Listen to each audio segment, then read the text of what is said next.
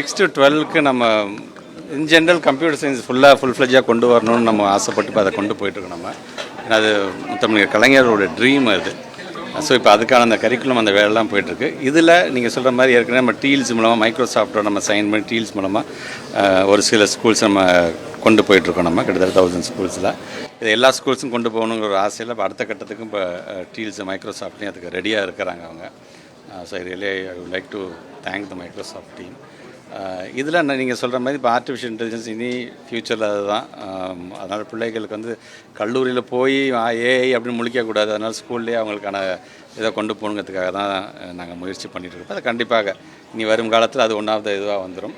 இதில் இன்றைக்கி project management institute இன்றைக்கி இந்த சங்கமம் 24ல் கலந்துக்கும் பொழுது பொதுவாக we use to talk about அல்காரத்தை பற்றி பேசுவோம், ஃப்ளோ சார்ட் நான் இப்படி போயிட்டு இருந்தது. இப்போ அடுத்த கட்டத்துக்கு ஒரு ப்ராஜெக்ட் அப்படின்னு வரும்பொழுது ஹோல் ப்ராஜெக்டை எப்படி நம்ம முடிக்கணும், அந்த ப்ராஜெக்ட் எப்படியான அதை நான் பேசும்போது சொன்ன மாதிரி அந்த பிளானிங்லேருந்து கடைசியாக க்ளோசிங் ஆஃப் த ப்ராஜெக்ட் வரைக்கும் what are the steps that's been involved அப்படிங்கிறத பற்றி நான் இங்கே விரிவாக பேசியிருக்கேன். நான் அதில் அதற்கான அந்த ப்ராஜெக்ட் மேனேஜ்மெண்ட் ப்ரொஃபஷனல்ஸை உருவாக்கக்கூடிய இந்த இன்ஸ்டியூட் இப்போ வந்து கண்டிப்பாக ஒரு நீட் ஆஃப் த அவராக இருக்குது. என்ன ப்ராஜெக்ட் மேனேஜ்மெண்ட்னா நீங்கள் வெறும் அப்படியே கம்ப்யூட்டர் சயின்ஸ் இப்படியே நீங்கள் போயிடக்கூடாது. எல்லா விதமான ப்ராஜெக்ட்டுக்கும் ஒரு ப்ராஜெக்ட் வந்து ஒரு அரசாங்கம் கொண்டு வருகிற ப்ராஜெக்ட் என்று வரும்பொழுது அதில் நீங்கள் எப்படி இதெல்லாம் நீங்கள் அப்ளை பண்ணலாம், எப்படி அது உள்ளே கொண்டு வரலாம், சிஸ்டத்தை எப்படி உள்ளே கொண்டு வரலாம் அப்படிங்கிற அளவுக்கு இன்றைக்கி. ஏன்னா உங்களுக்கு தெரியும், we are talking about ChatGPT பற்றி பேசுகிறோம், வாட்ஸ்அப்பில் மெட்டாவை பற்றி நம்ம பேசுகிறோம். இன்றைக்கி எல்லாமே அடுத்தடுத்த கட்டத்துக்கு வந்துருச்சு அது. ஸோ டெக்னாலஜி ரிலேட்டடாக இன்றைக்கி நிறையா செய்ய வேண்டும் என்று ஆசைப்படக்கூடிய நம்முடைய மாண்பு தமிழ்நாட்டு முதலமைச்சர். ஏன்னா நம்மளை அப்டேட் பண்ணிக்கிட்டே இருக்கணும். அதனால தான் இன்றைக்கி பல்வேறு திட்டங்களை டெக்னாலஜி ரிலேட்டடாக கொண்டு வருகின்ற அந்த பணியில் நம்ம செஞ்சுக்கிட்டு இருக்காங்க. இது கண்டிப்பாக பள்ளி மாணவ செல்வங்களுக்கு 6ஆம் வகுப்புலேருந்தே இதை என்ன ஸ்டேஜில் நம்ம கொண்டு போகலாமுக்கான அந்த வேலைகள் இப்போ தனியாக அதுக்கு ஒரு குழு போட்டு செஞ்சுட்ருக்குறாங்க. மிக விரைவில் அடுத்த கல்வியாண்டிலே அது வருவதற்கான அனைத்து சாத்தியமும். சில வகுப்புலாம் பார்த்தீங்கன்னா கம்ப்யூட்டர் கம்பல்சரி இப்போ ஆர்டிஃபிஷியல் இன்டெலிஜென்ஸ்ன்றது இப்போ இதாக இருக்குது. அதை வந்து நம்ம மாநகராட்சி பள்ளிகள், அரசு பள்ளிகள்லாம் அது கம்பல்சரியாக அது ஒரு பாடத்திட்டமாக கொண்டு வருவீங்க? கொண்டு வரணுங்கிற ஆசை இதெல்லாம் இப்போ நாங்கள் ஏற்கனவே சொன்ன மாதிரி குழு அமைக்கப்பட்டு அதுக்கான பணியை செஞ்சுட்ருக்குறாங்க. டெக்னாலஜி ட்ரிவனாக இருக்கணுங்கிறதுக்காக தான் இன்றைக்கி ஆல்மோஸ்ட் ஹைடெக் லேப்ஸ் வந்து இன்றைக்கி எல்லா இதில் ஸ்கூல் எல்லா high school and higher secondary school வந்து இப்போ மிடில் ஸ்கூல் லெவலையும் அந்த ஹைடெக் லேப் இருக்க வேண்டும். எல்லா விதத்திலும் அது பயனுள்ளதாக இருக்க வேண்டும் என்பதற்காக இன்றைக்கி அது கொண்டு வந்திருக்கோம். இது ஒரு ஸ்டேஜ். இது ஆல்மோஸ்ட் இன்னும் மிக விரைவில் அது முடிஞ்சிடும்.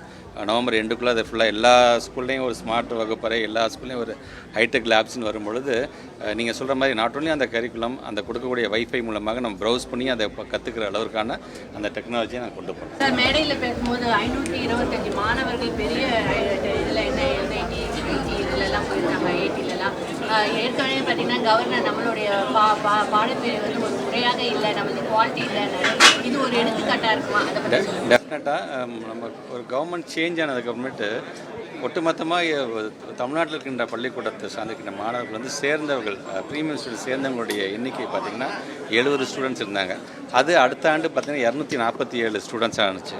இப்போ இந்த ஆண்டு வந்து மாண்பு தமிழ்நாட்டு முதலமைச்சர்களை வைத்து நாம் பண்ணும்போது கூட 470 சம்திங் தான் இருந்துச்சு. ஆனால் இன்றைக்கி எல்லா ரிசல்ட்லாம் வெயிட் பண்ணி இன்றைக்கி வந்தது கிட்டத்தட்ட பார்த்திங்கன்னா 525 ஸ்டூடெண்ட்ஸ் வந்து கவர்மெண்ட் ஸ்கூல் ஸ்டூடெண்ட்ஸ் வந்து ஐஐடியில், என்ஐடியில், நிப்டமில், லா யூனிவர்சிட்டி என்று இந்தியாவில் இருக்கின்ற என்னென்ன முக்கியமான இன்ஸ்டிடியூஷன்ஸ் இருக்கோ அதெல்லாம் போய் சேர்ந்துருக்கு. இது இல்லாமல் மலேசியா யூனிவர்சிட்டியில் போய் சேர்ந்துருக்குது, தாய்வான் யூனிவர்சிட்டியில் போய் சேர்ந்துருக்குது என்று இன்றைக்கி எல்லா பக்கமும் போகிறாங்க. போகிறது யாருன்னு பார்த்தீங்கன்னா எல்லாமே நம்முடைய அரசு பள்ளியை சார்ந்திருக்கின்ற மாணவர்களும் மாணவிகளும் தான். ஆக இப்போ சில பேர் சில கருத்துக்களை வைக்கிறார்கள்.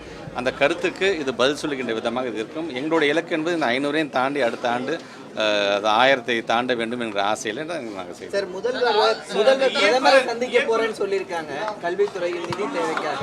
அதனுடைய உங்களுடைய கோரிக்கைகள் என்னவா இருக்கும் சார்? இன்றைக்கி முதலமைச்சர் இன்றைக்கி ரொம்ப தெளிவாக சொல்லியிருக்காங்க. குறிப்பாக மெட்ரோவுக்கான அந்த நிதியை சார்ந்தும் நம்முடைய ஒருங்கிணைந்த பள்ளி சமூக சிக்ஷா சார்ந்திருக்கிற நிதியை சார்ந்து சொல்லும்போது ஏற்கனவே நாங்கள் வலியுறுத்தியிருக்கணும். தேவைப்படும் அவை சந்தித்து அதுக்கான நிதியை பெறுவோம் என்று சொல்லியிருக்கார்கள். கண்டிப்பாக கல்வி என்று வரும்பொழுது இன்றைக்கி அந்த நிதி என்பது எவ்வளோ முக்கியம். கிட்டத்தட்ட பார்த்திங்கன்னா 22க்கும் மேற்பட்டிருக்கின்ற காம்பனன்ஸில் வந்து நாங்கள் அந்த பணம் கொடுக்க வேண்டிய ஒரு சூழ்நிலை. 60:40 ரேஷியோ, 60 வந்து ஒன்றிய அரசும் 40 வந்து நம்முடைய தமிழக அரசும் வழங்கக்கூடிய ஒரு நிதி. அந்த நிதி என்பது மிக மிக மிக மிக முக்கியமான தேவையான ஒன்றாக இருக்கும். வெறும் 15,000 பேர் ஆசிரியர்களுக்கு பணம் கொடுப்பது மட்டுமல்ல, அதில் இல்லாமல் பல்வேறு பணிகளை செய்யக்கூடிய ஏறத்தாழ 32,298 பேருக்கான சம்பளம் வழங்கக்கூடிய நிகழ்வும் அதில் அடங்கியிருக்கின்றது என்பதை ஒன்றிய அரசு புரிந்து கொள்ள வேண்டும். தரமான கல்வியை தருகின்றோம். நீங்கள் சொல்கிற எஸ்எஸ்சியில் இருக்கின்ற 20 காம்பனண்ட்டில் 18 காம்பனண்ட் நாங்கள் தான் டாப்பில் இருக்கிறோம். கேரளா 19 காம்பனண்ட் டாப்பில் இருக்கிறாங்க. இப்படி நாங்கள் வந்து இவ்வளோ ஒரு பெர்ஃபார்மன்ஸை கொடுக்கும் பொழுது, இன்னும் சொல்லப்போனால் நாங்கள் கேட்குற நிதியை காட்டிலும் அதிகப்படியான நிதியை நீங்கள் தந்து இந்த மாடல் ரொம்ப நல்லாயிருக்கு, இந்த மாடலை நாங்கள் மற்ற ஸ்டேட்டுக்கும் நாங்கள் வந்து ரெக்கமெண்ட் பண்ணுறோன்னு சொல்கிறது தான் சரியாக இருக்குமே தவிர, கல்வியில் நீங்கள் வந்து கை வைக்கிறது, நிதி தராமல் இருப்பது வந்து உள்ளபடியே அது வேதனைக்குரியதாக தான். செய்திகளை உடனுக்குடனும் துல்லியமாகவும் தெரிந்து கொள்ள சப்ஸ்கிரைப் பண்ணுங்க.